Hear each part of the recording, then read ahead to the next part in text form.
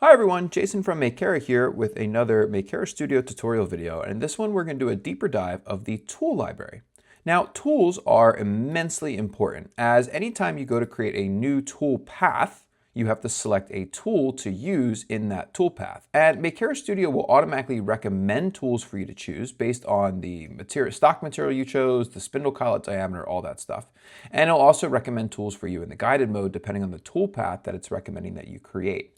But all of these tools can of course be customized, and you can add your own tools as well. This is all done in the tool library. So let's take a look. If you click on your drop-down menu in the top left corner here, you can click Tool Lib to open up the tool library. Now, you will have all of Makera's tools by default loaded in Makera Studio. So these are the tools that we provide in our store, and they're broken down by the different categories. The categories are really important, as this is, again, how Makera Studio will automatically find tools and recommend them. So if you're creating, let's say, for example, a guided 3-axis project, and it's recommending a relief, and it's recommending a finishing pass for your relief, it's going to automatically go to your engraving bits for either metal or non-metal, depending on what stock material that you chose. Now you can see all of these different tools here. You can of course click on them to see all the different materials, feeds, and speeds, but the one thing you cannot do with the Makera default tools is you cannot edit them. So they are set to our default feeds and speeds. You can customize these feeds and speeds during your toolpaths. So for example, if I go into the specific settings for a toolpath, I will see the default feeds and speeds, and I can change all of these feeds and speeds at the actual toolpath. But changing the feeds and speeds in your toolpath does not override the default settings in your tool library. But what you can do in the tool library is you can create your own custom tools. For example, you'll see that I've made a category or a tool group down here called Custom Tools. To do that, you can very simply click on this little plus button right here, and it'll make a new group. And you can choose whether you want to make a new group within a group. For example, this is a subcategory that if I want, I can rename, and let's call this 1/4 inch tools that I now have as a subcategory in my custom tools. Now to actually make a tool within this category, you have a couple options. If you want, you can click this add button right here, and you can make a tool entirely from scratch. So for example, let's call this a 1/4 inch flat end mill non-metal. I can put in my default tool number. So let's say I'm going to use this as tool 1 by default, and I can also select whether it's metal or non-metal here too to tell Makera Studio when it should be choosing it. You can then choose your tool category. So here are all the different categories for the types of tools that you can create. This would be a flat end mill. You could put in your shank diameter. So that would be 6.35 millimeters if it's a 1/4 inch tool. You can put in your shoulder length, and you'll see that you have this little diagram here telling you exactly what you should be pulling from. So the shoulder length is abbreviated as LS. So if you have your tool in front of you, you can grab a ruler or some calipers to actually measure this distance. For me, this is going to be 35 millimeters. Then you can have your flute length. For me, again, would be 15 millimeters. And then your cutting diameter, which would be, in this case, 6.35 millimeters. Then you can head over to the tool machining parameters, and this is where you enter the feeds and speeds. Now, you'll see all of the materials that you have in your material library. So if you want to use this with a material that's not in the default material library, you'll have to actually create that material first. Whenever you make a new tool, the materials that you have here will not be enabled by default. So if I'm going to use this with, let's say, woods, hardwood, softwood, and I actually created a pine category in another one of our tutorials, I can select hardwood and click enable. I can select softwood and click enable, and I can select pine and then click enable.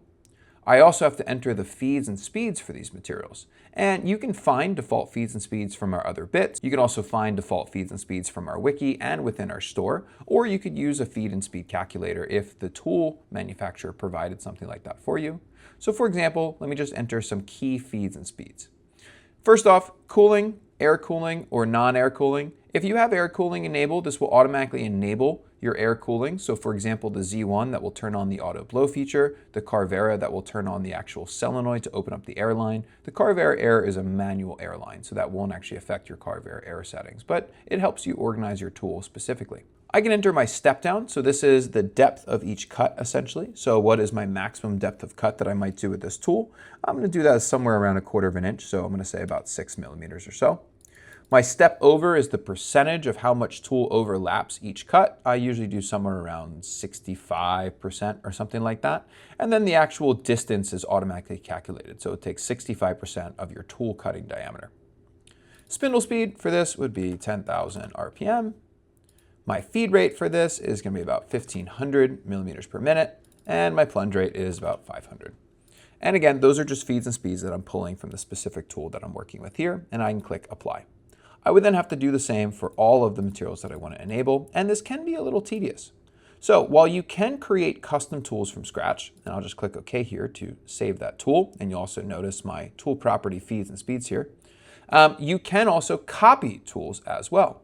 And sometimes I find this to be easier, even if the Makera default library doesn't have the exact tool you want. For example, let's head on over to my single flute non-metal engraving bits. And you'll see that we don't have a 1/4" tool here because Makera doesn't provide any 1/4" tools at this time, but they do provide a 4mm engraving bit that's kind of close to the one that I'm going to be working with. So while I can't customize this tool, I can actually copy it, then head on over to my 1/4" tools library that I made earlier and paste it. And now that I've copied this Makera tool, I have full ability to edit it. So let's click edit, and sometimes I find this to be a little bit easier than making it from scratch. So instead of this being a 4mm engraving, it's actually going to be a 1/4" engraving tool. So I'm going to change the name. And then my tip diameter is actually 1/32 of an inch, and my angle is 90 degrees. So I updated the name here, and if I want, I can change the tool number and of course metal versus non-metal.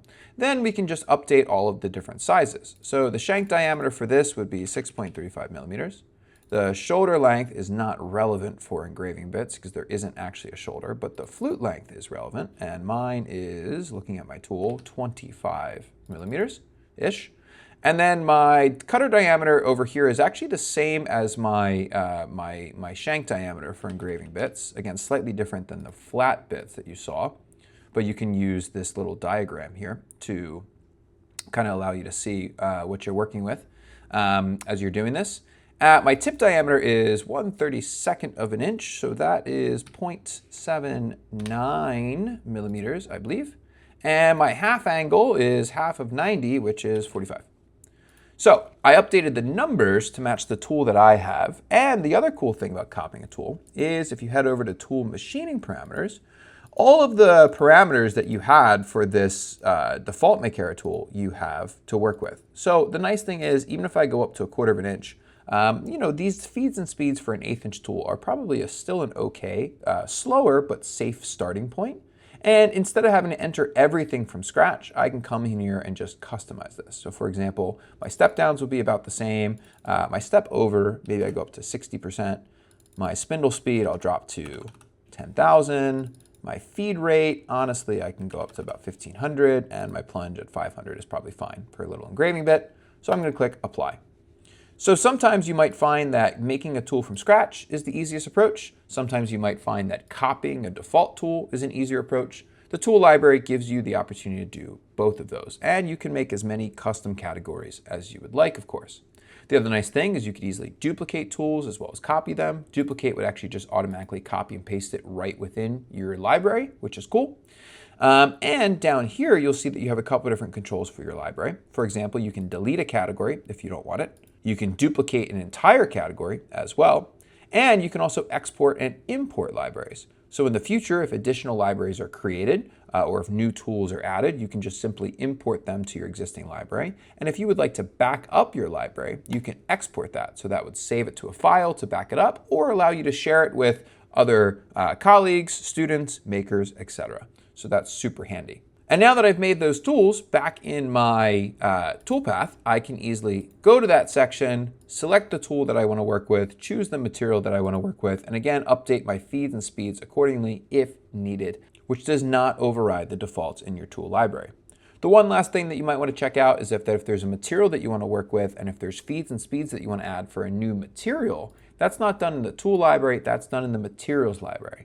So if there's a different metal that you work with, for example, and you want to create feeds and speeds for that metal, you can actually head over to the material library, create a new material. So for example, let's just call this new metal. If you want, you can create a default size for this metal. So for example, let me click add, and let's say that this is silver. I can put in a default size if I want. So let's say that my silver is usually 50 mil by 50 mil by 2 mil. And then in my tool library, if I want to go to a tool that I want to work with that metal, so for example, let's say that tool that we created earlier, I can edit this tool, head over to my machining parameters, head over to wherever I created that metal, for example, new metal right here, and enable it. And now that tool will work with that metal, and you can enter the feeds and speeds for that new material that you created as well. So lots that you can do to customize your overall Makera Studio workspace with both tools and materials. Definitely stay tuned for more tutorials and guides on our YouTube channel and Wiki site, and stay tuned for more.